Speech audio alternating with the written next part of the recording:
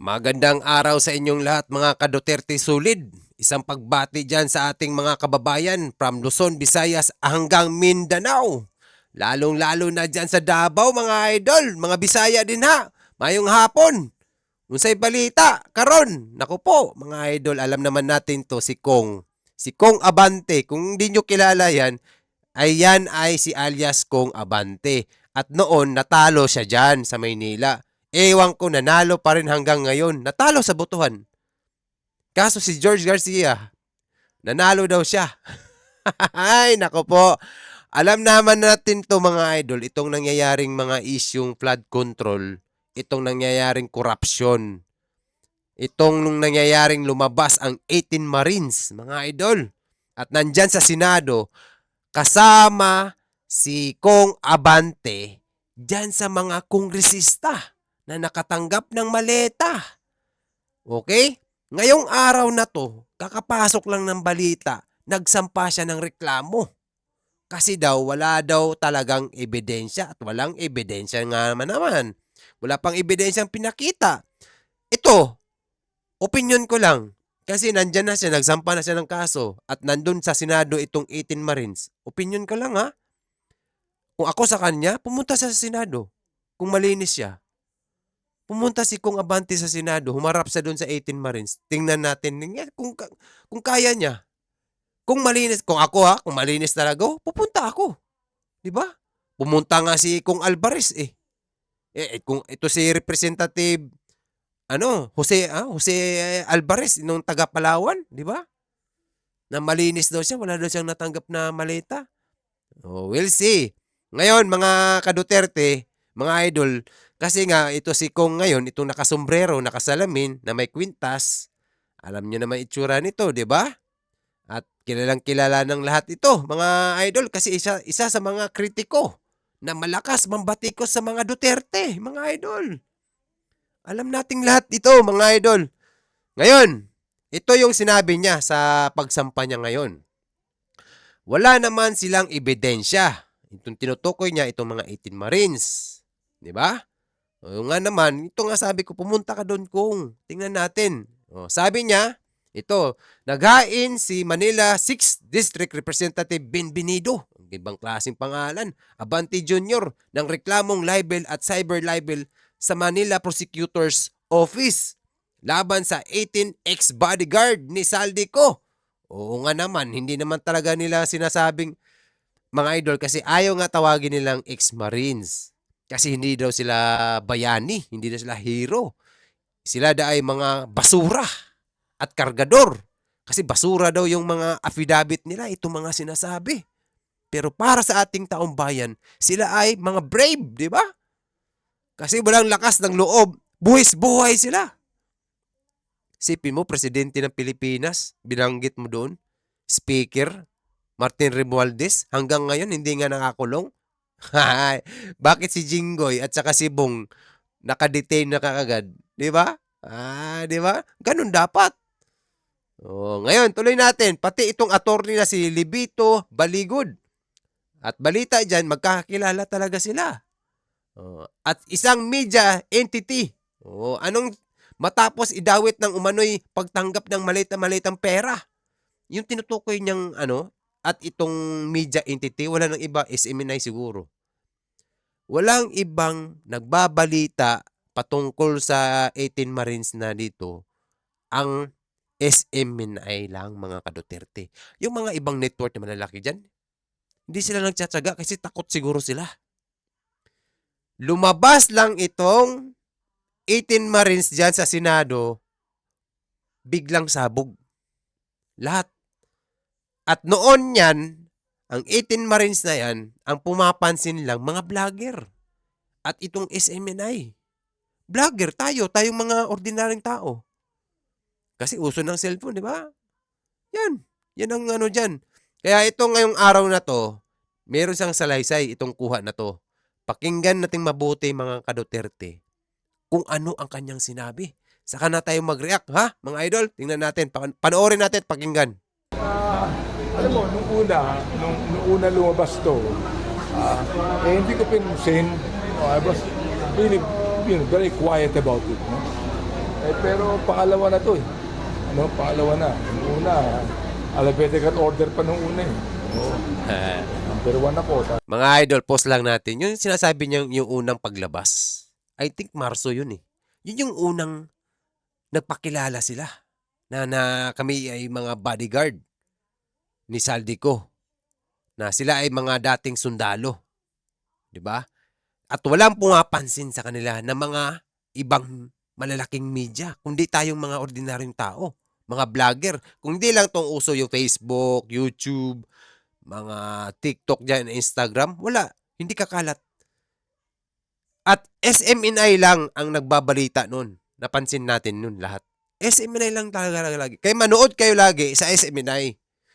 Totoong balita at totoong isinisiwalat. At kung ano yung mga ganap na updated. SMNI lang ang nagbabalita ngayon. Noon. Ngayon kasi, napunta sila sa Senado at napag-usapan itong flood control at inimbitahan sila. Dito, nagkaroon, parang nag-boom, sumabog. Lumabas ang mga pangalan. Ay, nako po. Kasama pala si Kong doon. Ay, 'di ba? Oh, sabi niya, nung una hindi daw niya pinapansin. Kung ako noon, kung malinis talagang konsensya ko, wala akong ginagawang masama, wala akong tinanggap na maleta, kahit sabihin nating unang paglabas pa lang 'yan, ay uso ang social media, mga idol. At alam mo mismo, kakalat at kakalat 'yan. 'Di ba? Oh, eh usong-uso pa yung corruption ngayon sa mga mangagba. Ganito ang nangyayari diyan ngayon. Eh kasi ngayon sumabog ang 18 Marines sa Senado. Yung isa kasi nagsampa ng reklamo, kamo. Ay, nako po. Ay, ikaw talaga, Kong. O, tuloy natin. Si Romy Apop na nawala na sa atin, number 2. Tapos ngayon, number 7 na ako. Baka yung pangatlo, baka number 30 na ako. O baka yung pang-4, baka wala na ako. You know, hindi naman to. Ay, yung sinasabi niya, listahan. Pag number, ano yun? Number 7, number 3, number 7, pang number ano. Baka sa susunod yan, ikaw na talagang nandun sa ano. Ay, iwan ko lang sa'yo, Kong. Ay, nagbiro pa, oh. Dapat hindi notarized to, hindi to pirmado ng mga ng 18 Marines. At dapat yan, di diretso sa ombudsman. Talagang meron silang ebidensya. Walang ebidensya eh. Cyber libel sa May point si Kong, ha? Kasi nga, binanggit lang talaga yung pangalan niya. May karapatan siya magsampa. At ito lang ang magandang mangyayari. Kung malinis ka talaga, ang hangarin mo ay gusto mong linisin ang pangalan mo, puntahan mo sa Senado. Itong susunod na hearing ni Cayetano at saka ni Marcoleta. Kasi tsak, nandyan yung 18 Marines na yan. At maraming gustong magsampa dyan kasi marami talagang nadawit ng pangalan. Ren Tulfo, senador, di ba? Kahit nga si Presidente, Bongbong Marcos, Speaker Martin Romualdez, ang daming mga pangalan, mabibigat. Oh, siya, congressman. Sino pa tong mga nadawit dyan ng mga congressman? Dating mga quadcom. Laila Dinlima, si Brosas, si Chua. Kasama niya yan, taga Maynila din yan si Chua. Nagpatayo ng barangay dyan. Nagsayang lang ng pera. Tapos giniba ni Isko, ni Yorme ngayon. Kita mo mga idol? Ilang milyon yun? 1,000 nga, ang laki-laki na eh. Samantalang yun, milyon yun. Oh, ganon sila gumastos dyan sa Maynila. Pera ng bayan. Pera ng Manila Linyo. Oh, pera ng taga Maynila yun. Sureball yun. Oh, ngayon, nandyan si Kong. Eh, ikaw talaga. Humarap ka sa Senado, tingnan natin to. Para maging malinis ang... For your respect naman kay Kong, ha. Kasi tao lang tayo, hindi naman tayo perfecto. Kahit ako, may kasalanan. Kung gusto niyang linisin, puntahan niya. Si Palawan Representative Jose Alvarez. Pumunta nga agad nung naabutan niyang binanggit yung pangalan niya, di ba? Punta ka agad. Jinggoy Estrada. Oh, anong ginawa ni Jinggoy? Nagpa-detain sa Sandigan Bayan. Naka-BGMP na ng damit na. Bong Revilla, ganun din. Lahat yan mga allegation pa lang mga ka-Duterte. Wala pa yan sa korte ha. Hindi pa sila convicted. Hindi pa talaga sila naakusa na guilty. Oh, yun. Kaya siya, may karapatan siyang magsampa. Okay lang. Maganda to kasi para magkaharap-harap sila. Yan ang maganda. Sampa. Kasi imposible na itong mga 18 Marines na yan na hindi sila handa na magbabanggit ng mga pangalan, presidente ng Pilipinas, banggain mo. Dinawit mo dyan. Martin Romualdez, asahan mo, sure ball. Oh, bakit ngayon? Puntahan nila sa Senado at sampahan nila ng kaso. Ganun yun, di ba? Tsak, itong 18 Marines, may handang-handa yan sila. Kung totoo o hindi. Dito natin malalaman, imposibleng hindi yung handa yung mga 18 Marines yan. Alam nila at saka hindi sila, may attorney sila, may abogado silang hawak eh. Alam nila na babalikan sila nito. Itong mga pangalan na binanggit ko, mga ganun, binanggit nila. Di ba? Sige, karapatan mo yan eh. Magkita-kita yan sila sa Senado. Ganun ang mangyayari dyan. Di ba? Tuloy pa natin. Libel cases. Sino-sino For agad? all of them, sir? Lahat sila. Pati ang abogado, si Atty. Leve Baligo. Kanina may media po kayong binabanggit. Sino po yun? Media? Ele? Yung sabi niyo kanina. Iniisipay ko niya, DWSI, di ba? I mean, talagang very Ano daw? libelous. SI? Ano yun? DWSI? Hindi pala siguro SMNI. Ulitin na natin mga ka-Duterte, anong media yun? Kasi nagtanong yung reporter kung anong media yung kasama sa pagsampa niya ng reklamo. O, i-review natin mga ka-Duterte. Tinanong niya tinanong ng reporter. Pakinggan natin mabuti ha. Medyo nabigla rin ako kung sinong reporter, anong media yun. Si Atty. Leve Baligo. Kanina may media po kayong binabanggit. Sino po yun? Media? Ele? Yung sabi niyo kanina.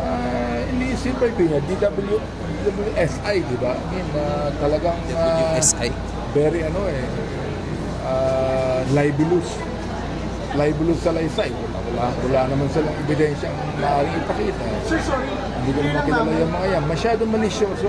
So, anyway, sila ang Sila ang nagsalaysay. Sila ang nagbalita ng mga ganitong bagay. No? Na wala namang tutura, wala namang ebidensya. Sila ang nagbalita Kung sa akusasyon sa inyo ng Maleta Boys, ilan daw ang maleta na inyong umanong natanggap? Walang sinasabi. Pause muna natin. Sa mga maleta boys, ilan daw ang natanggap mong maleta? Kung, grabe no, isipin mo ito ring reporter, ano rin to eh. Maleta boys. Mas okay itong pakinggan to sa reporter na sinasabi niya. Sa mga maleta boys, di ba? Ilan yung maletang natanggap mo? Sabi ni Kong, wala. Wala pa naman talagang binanggit. Kung abante, tsak dyan, mapag-usapan ka rin yan. Maganda talaga pumunta siya doon sa Senado, mga idol. Para makita natin kung ano yung totoo. Kasi kung wala talaga siyang natanggap, di ba? Why not? Puntahan mo. At magkaharap. At tsak, ilalabas nila yan. Ang ebidensya na yan. Imposibleng wala silang ebidensya dyan. Meron yan. Nagbanggit sila ng pangalan. Imposibleng wala silang ebidensya. Ano yun? Gawa-gawa. At pwede pwede nilang kasuhan. Pag yan ay hindi totoo yung sinabi mo, at pag yan ay hindi gawa-gawa lang, at hindi mo paninindigan, ay sureball ka dyan. Sureball ka kayong mga sundalo. Pero, sa case ngayon, itong korupsyon, alam naman natin itong nangyayari mga kongresista dyan, mga idol. Diyan talaga sa kongreso nagsimula lahat yan. Sinabi yan ni Inday Sara. Andyan sa kongreso ang budget ng pera. Diba? Jingo Estrada, humarap nga eh. Linisin ko muna ang pangalan ko. I-hold nyo muna ang sahod ko. Bong Revilla, ganun din. Nagulat ka na lang si Bong nadamay. Diba? Ganun yun, mga ka-Duterte. Kaya si Kong, tuloy pa natin. Mahaba pa to. Tuloy natin, mga idol. Wala rin. Wala rin halagang sinasabi. Basta sinama kayo sa lista. Sinama ako sa lista. Hindi ko alam ako sinama. Kadalo ko yung Atty. Baligo. 2004, naging congressman ako. Ginawa ko pang legal officer yan. Oo. Kilala niya ako. How do you respond to that allegations? Well, sa akin, Lagot ka ngayon, magkakakilala pala kayo. Kilala niya ako, ginawa ko pa siyang ano yun, legal advisor ba yun? Naku, dito natin makikita mga idol. Naku po. it's defamatory. Yan talagang slanderous yan. Talagang libelous. Talagang walang katotohanan dapat yan. Bakit kinakailangan si media unahin? Di ba? Bakit sa media unahin? Ano yan? Tribalisty ba yan? Ba't sa media? Ba't hindi kagad sa korte? Kung anong sa tingin nyo ang nasa likod nito? Anong dahilan? Well, nakita ko naman yung listahan na ako, leader ako ng Quadcom, di ba? Nakita ko, lahat kami nasa Quadcom, kasama. Anong ibig sabihin niya? Eh, di ba? Sabi ko nga sa'yo, pati itong mga dating Quadcom, sila Franz Castro, si Dan Hernandez, sila Brosas, ito yung isang lalaki. Kasali yun, sino yun? Basta yung parang bilog, akala mo, ang talino. Ay, valedictorian, salutatorian yata siya. Ay, naku po.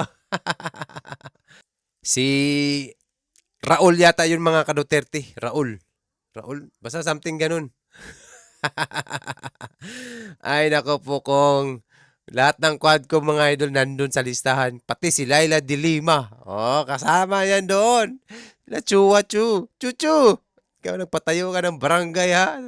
Galing ng barangay mo sa daanan talaga. Oh, tuloy natin kung. Anong ibig sabihin niya? Wala naman dahilan kung bakit. Ano ba rason? So ano pong rason sa tingin niyo? Hindi ko alam Politics. Sa akin, ang rason politics Ang rason niya, sapagkat ako mismo nag-endorse ng impeachment complaint. Tingnan natin mga ka-Duterte ha. Ay, sayang mga idol. Hanggang doon lang yung balita niya itong salaysay kuha natin. Ito yung buong Quadcom nga talaga nandun, halos buong. Meron bang nakaligtaan? Basta andun sila lahat. Mga pangalan nila. Yung taga-kamara. Oh, 'di ba? Si Abante, alam nyo naman 'to. At alam natin 'to mismo na taga Maynila 'to. 'Di ba? At malakas magkritiko sa mga Duterte. Tapos sasabihin nila, hindi nila alam kung anong basihan at dahilan kung bakit andun yung pangalan nila. Oh, 'di ba? Kasi sabi niya, politics ito. Oh, politics, 'di ba? We'll see kung politics talaga. At anong ginagawa nyo sa mga Duterte? Itong mga pangbabatikos kay Inday Sara. 'Di ba? Simula kay Tatay Digong. Alam naman natin lahat, ang mga Duterte ay malinis. Walang bahid na korupsyon. Kasi kung mayroon lang korupsyon ang Duterte, noon pa yan, kasama na yan sa nila pagsisigaw-sigaw-sigaw nila. Wala. Ang binabatikos nila sa mga Duterte ay AJK. Wala silang makikita talaga. Inday Sara, 125 confidential fund, ay sinagot na yan. Ngayon, pang ilang impeachment sila kay Inday Sara? Mahigit 10. Ngayon, nakalusot. Ay, nako po. We'll see mga ka-Duterte. Itong nangyayaring sana, si Kong, kasi kung malinis ang konsensya niya, wala siyang bahid na kasalanan na natanggap ng mga malita-malita, ay pumunta sa Senado. Nirerespeto natin si Kong bilang dyan. 'Di ba? Kaya para sa akin, kung ako ang masusunod, kung ako si Kong Ubante, punta ako ng Senado, puntahan ko yan. Harapin ko yung 18 Marines. Harapin ko yung mga allegation nila. 'Di ba? Kung meron silang kung ano ka, 'di ba? Kung wala, malinis talaga yung hangarin mo, wala, as in wala. Puntahan niya. We'll see itong darating na araw na pagbubukas ulit ng ng Blue Ribbon Committee kasi dalawang nangyayari diyan. 'Di ba? Meron kay Gatchalian, kay Kiko, kay Tulfo. Si Tulfo pa naman binanggit yung pangalan niya doon. 'Di ba? Ngayon, yung Blue Ribbon ni hearing ni Cayetano at saka ni Marcoleta, yun ang kabang-abang. Yun talagang kaabang-abang. Hay. Dito natin malalaman kung pupunta si Kong at itong mga binanggit na pangalan. Kasi kung kayo, binanggit yung pangalan nyo, siyempre manggagigil talaga kayo kasi wala na kayong ginawang, wala naman kami natanggap. Ganon din si Jose, di ba? Alvarez. Nagulat siya, wala daw siyang tinanggap. Nagsabi siya, nasan kayo napunta yung, wala naman sa akin, wala namang malita sa akin. Saan daw na napunta? Ay, abangan natin to mga ka-Duterte. Talaga naman, dito natin makikita kung hanggang saan yung tapang nila ngayon. Kasi ang tatapang nila pagdating sa mga pangano, di ba? Si Inday nga nila, halos kuyugin si Inday. Kaso, hindi nila alam, advance mag-isip ang mga Duterte. Kita nyo mga idol, ang Davao ngayon, ang ganda. Maganda ang bayan, magandang syudad. Kaya piliin natin ang Duterte para sa bayan. Nasa tama tayo ang Duterte. Go lang, hayaan lang natin yung mga kritiko. Ganun talaga, maraming pagsubok, maraming balakid. Kaya tayo mga Duterte supporters, go. Basta nasa tama, fight lang, in peace. At bokal lang, pwede, wala nang problema. Basta wag tayong mangharas kasi ang Duterte ang pangalan ang maapektuhan. Kaya maraming salamat mga idol. Abangan natin to si Kong Abante sa kanyang mga susunod na kabanata. Kasi nagsampa na nga siya ng reklamo laban sa 18 Marines at abogado plus itong media entity. Abangan natin to kung ano yung mangyayari. At sana dadalo siya sa Senado kung iimbitahan siya para depensahan niya kanyang sarili. O, di ba? Kung malinis talaga siya. Dito natin makikita mga idol. We'll see. Maraming salamat. Magandang araw sa lahat. At thank you sa mga nag-follow at nag-subscribe. Mag-ingat po tayo. And God bless you mga idol. Maraming salamat. See you and bye-bye. Amping mga idol.